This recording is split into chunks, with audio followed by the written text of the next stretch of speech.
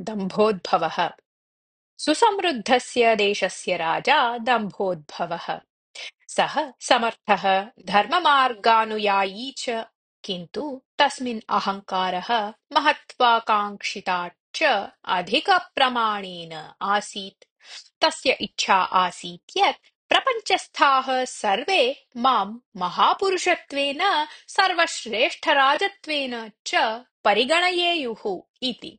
एषा इच्छा दिने दिने वर्धते स्म। सः प्रतिदिनं सिंहासनम् आरुह्य वदति स्म, मन्त्रिणः, सेनापतयः, प्रतिनिधयः, मत्तः अपि श्रेष्ठः शक्तिसम्पन्नः महापुरुषः कोऽपि अस्ति किं लोके? यदि अस्ति तर्हि उच्यताम् इति। सभायां स्थितेषु कोऽपि राज्ञः अप्रीतिं प्राप्तुं न इच्छति स्म। अतः सर्वे समानकण्ठेन वदन्ति स्म, महाप्रभो, नास्ति तादृशः पुरुषः। भवादृशः श्रेष्ठः पुरुषः लोके अन्यः कोऽपि नास्ति इति। एतत् श्रुत्वा राजा आनन्दतुन्दिलः भवति स्म। अथ कदाचित् कश्चन मुनिः राज्ञः आस्थानम् आगतवान्। राजा तम् अपि तमेव प्रश्नं पृष्टवान्।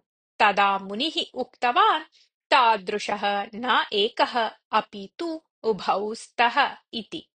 कौ तौ कुत्र वसतः इति आश्चर्येण पृष्टवान् राजा। तौ नरनारायणनामकौ गन्धमादनपर्वते तयोः वासः। सर्वमानवेषु श्रेष्ठौ तौ एव इति उक्त्वा मुनिः ततः निर्गतवान्। मुनेः वचनं श्रुतवतः राज्ञः अहङ्कारस्य आघातः जातः। सः क्रोधेन तपन् गन्धमादनपर्वतं प्रति ससैन्यं प्रस्थितवान्। तस्य पर्वतस्य शिखरभागे क्षीणकायौ तपोनिरतौ द्वौ मुनिपुङ्गवौ दृष्टौ तेन। तयोः दर्शनतः राजा नितरां निराशः जातः।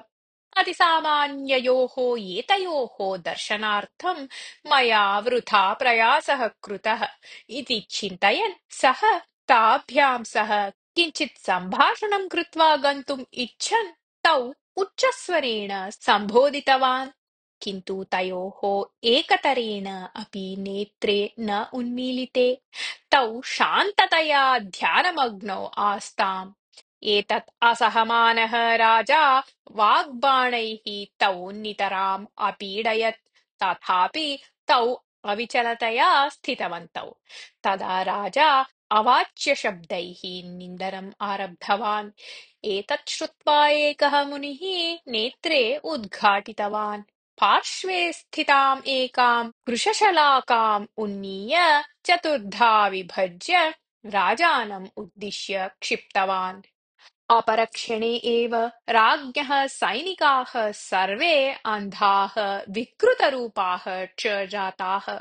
राजा दम्भोद्भवः ज्ञातवान् यत् एतयोः आधिक्यात्मिकशक्तिः तपःशक्तिः च सैनिकबलात् अपि गरीयसी इति। तदीयः दर्पः भग्नः। सः कृतस्य अपराधस्य निमित्तं क्षमायाचनं कुर्वन् नरनारायणयोः पादौ गृहीतवान्। तौ मुनिवरौ राजानं क्षान्त्वा सैनिकानां दृष्टिं रूपं च प्रत्यर्पितवन्तौ। नरः तं हितम् उपदिशन् उक्तवान्, प्रजासु प्रीतिः भवतु। अहङ्कारत्यागात् एव भवान् वास्तविकश्रेष्ठः राजा भवितुम् अर्हति इति। स्वराज्यं प्रत्यागतः दम्भोद्भवः प्रजानां विषये विशेषप्रीतिं प्रदर्शयन् सुखेन शान्त्या च जीवनं यापितवान्।